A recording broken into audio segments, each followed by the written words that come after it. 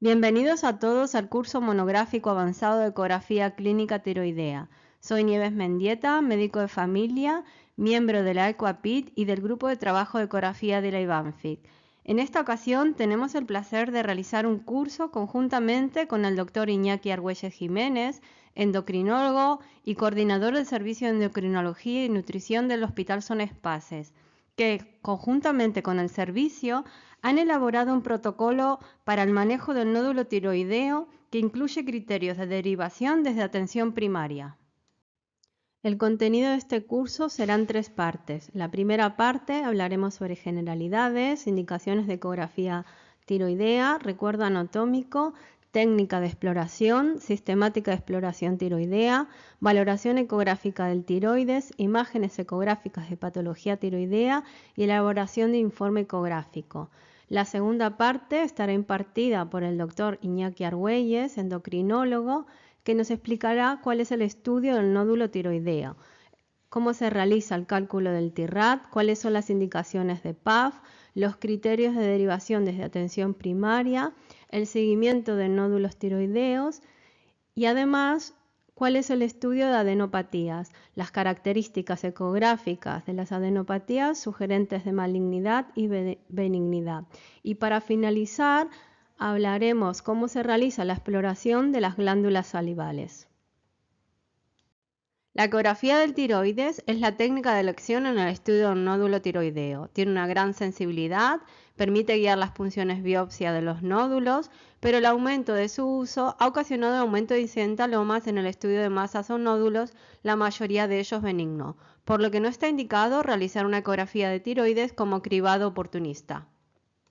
Las indicaciones de ecografía tiroidea son en pacientes que sospechemos o queramos confirmar un bocio tras la exploración de cuello, en el estudio de un nódulo tiroideo o la adenopatía patológica palpable o visible, paciente con disfagia, con tos crónica, con disfonía persistente por parálisis del nervio recurrente, pacientes con dolor cervical que sospechemos una compresión, en el hipertiroidismo y en el hiperparatiroidismo, antecedentes familiares de carcinoma de tiroides, tanto papilar como medular, en la neoplasia endocrina múltiple, en los síndromes de Cowden, Carney y Werner, antecedentes de radiación cervical en la infancia o en la adolescencia y ante hallazgos incidentales tiroideos encontrados por otra técnica de imagen. Y con todo esto queremos recalcar que el hipotiroidismo no es una indicación de ecografía tiroidea.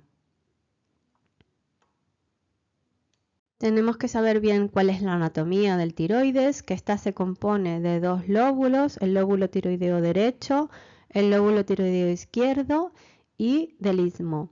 Y que además posteriormente encontramos a las paratiroideas, que son 4 glándulas. Además, la tiroides se relaciona posteriormente con la tráquea y la laringe. También tenemos que saber cuál es la relación del tiroides con las estructuras vecinas, que esta lateralmente se va a relacionar con la arteria carótida común, con la vena yugular interna y con el nervio vago. Medialmente, esta se relaciona con el nervio laringe recurrente, tanto derecho como izquierdo, y posteriormente con la tráquea. En la imagen de la izquierda podemos ver al lóbulo tiroideo derecho, que tiene una estructura homogénea con una ecogenicidad hiperecogénica respecto a las estructuras vecinas, como ser los músculos a este nivel, que tiene una ecogenicidad hipocogénica. Encontramos al músculo esternoioideo, a los músculos externotiroideos y a los músculos esternocleidomastoideos. Más medial vemos un anillo hiperecogénico que corresponde a la tráquea y más lateral vemos 2 imágenes anecogénicas, una con una pared más gruesa que corresponde a la arteria carótida común y una que tiene una pared más fina que corresponde a la vena yugular interna. Entre estas 2 estructuras vemos una estructura de aspecto apanalado que corresponde al nervio vago.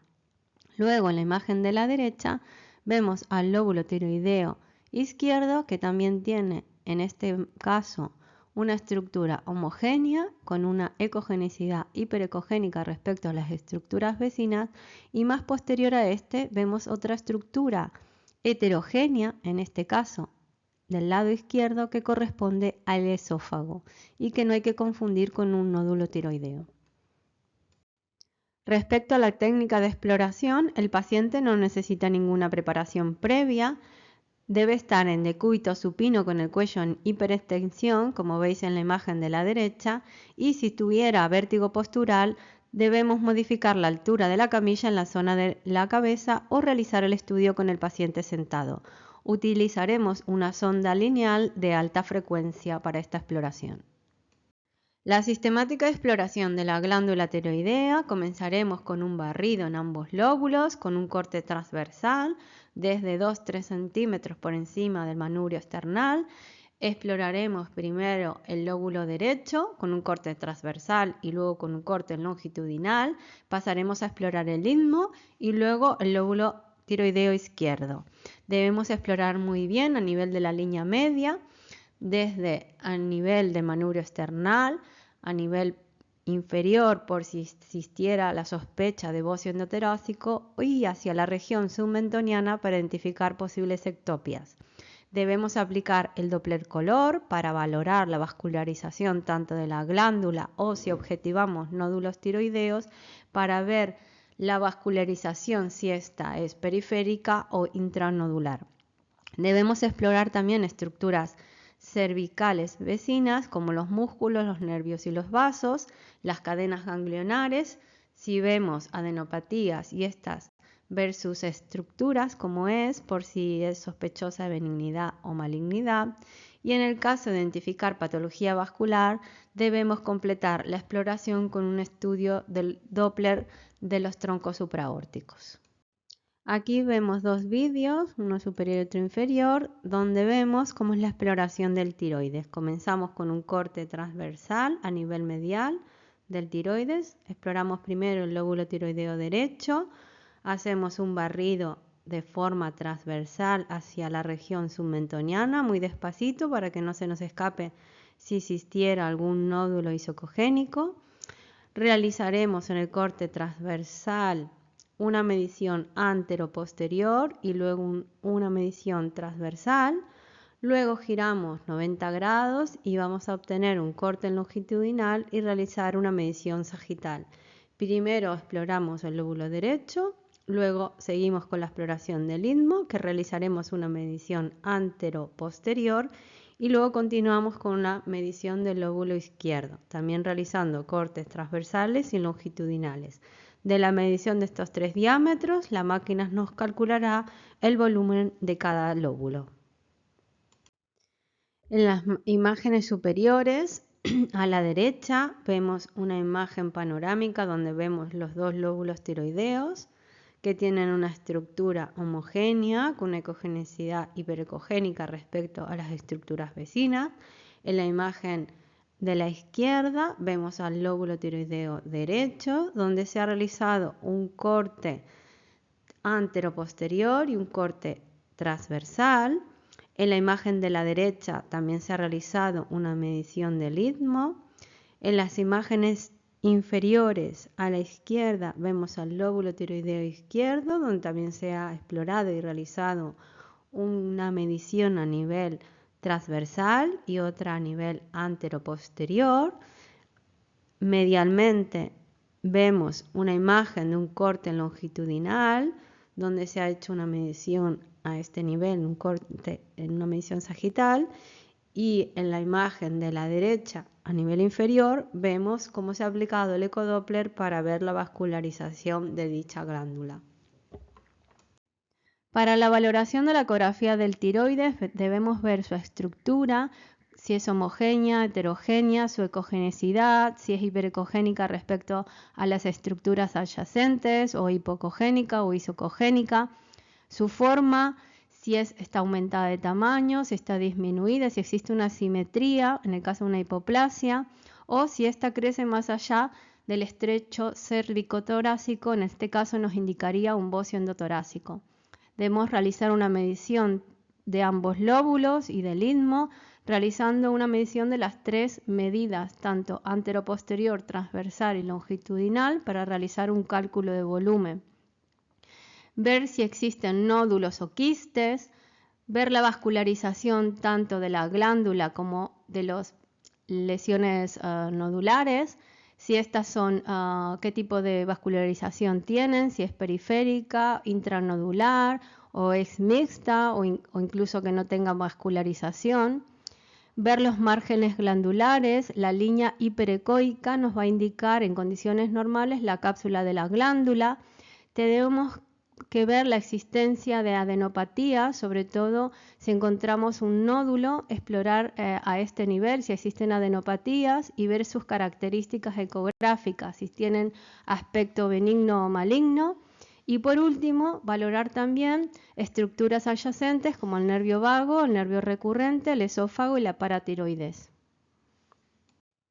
Respecto a la ecogenicidad y ecoestructura de la glándula tiroidea, como podéis ver con la imagen de la derecha, la glándula tiroidea tiene una ecoestructura homogénea en condiciones normales y con una ecogenicidad hiperecogénica respecto a las estructuras vecinas como los músculos peritiroideos que son hipoecogénicos. Continuando con la ecogenicidad y ecoestructura de la glándula tiroidea, la ecoestructura puede ser homogénea, como en la imagen de la izquierda, o heterogénea, como en la imagen de la derecha, donde vemos tres imágenes diferentes que son nódulos tiroideos, una con una ecogenicidad isocogénica, otra con una ecogenicidad anecogénica y otra con otra ecogenicidad más heterogénea.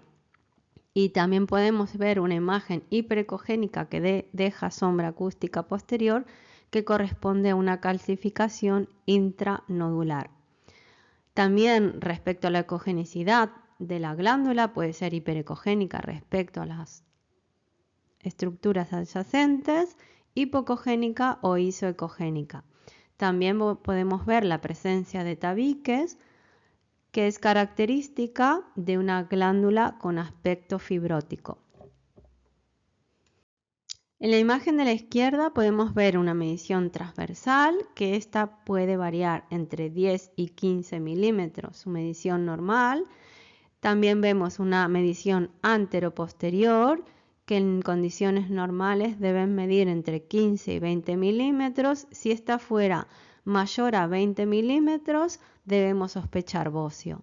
En la imagen de la derecha vemos una medición del diámetro longitudinal, que esta puede variar entre 30 y 60 milímetros en condiciones normales. En estas imágenes podemos ver a la izquierda una glándula tiroidea de muy pequeño tamaño, casi de la misma medida que la carótida interna, y en la imagen de la derecha directamente casi no vemos glándula tiroidea. Entonces podemos hablar de una hipoplasia tiroidea.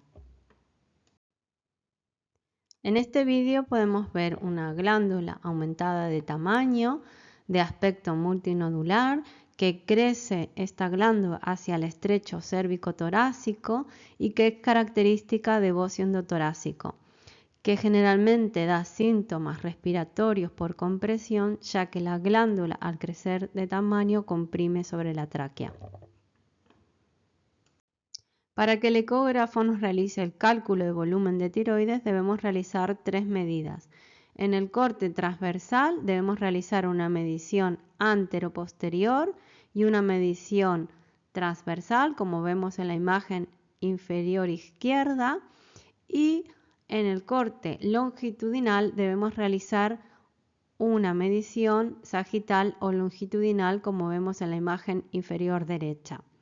Las medidas normales en los hombres del volumen debe ser menor a 25 y en mujeres deben ser de menor a 20 centímetros cúbicos.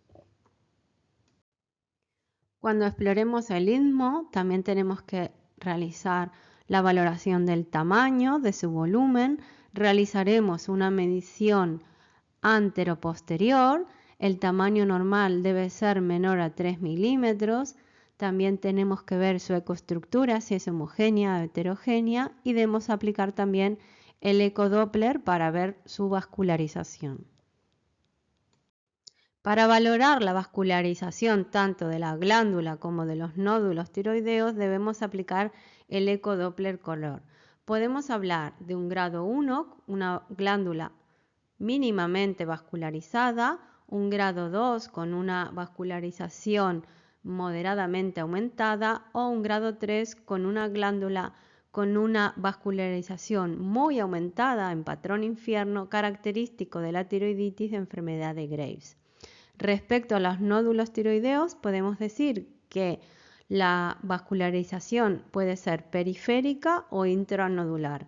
Aquí hemos puesto un vídeo a la derecha donde podemos ver diferentes nódulos tiroideos en el que se observa una vascularización de tipo periférica.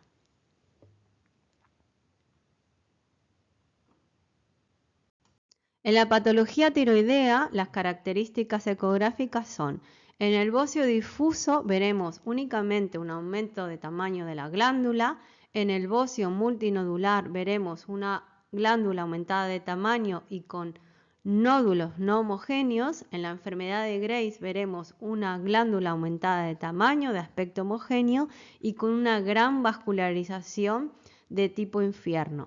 En la tiroiditis de Hashimoto veremos una glándula aumentada de tamaño, que esta puede ser multinodular, de aspecto hipoecogénico y con tabicaciones.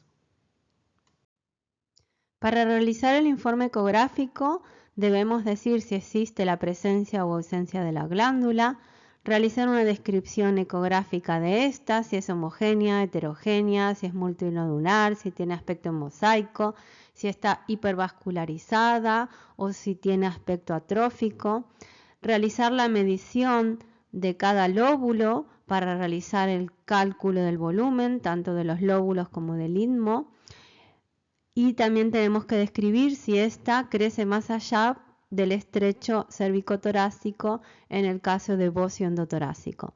También debemos describir si existen los nódulos tiroideos, cómo es su característica ecográfica, si es isocogénico, hipocogénico, de aspecto sólido, dónde están localizados. También lo tenemos que realizar su medición para futuros seguimientos y finalmente realizar el cálculo del TIRAT.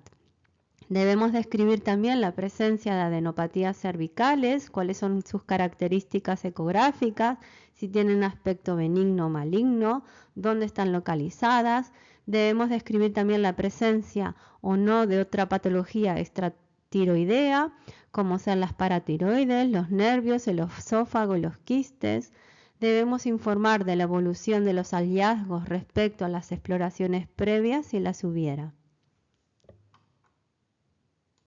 Muchas gracias a todos por vuestra atención y espero que el contenido de este curso haya sido provechoso.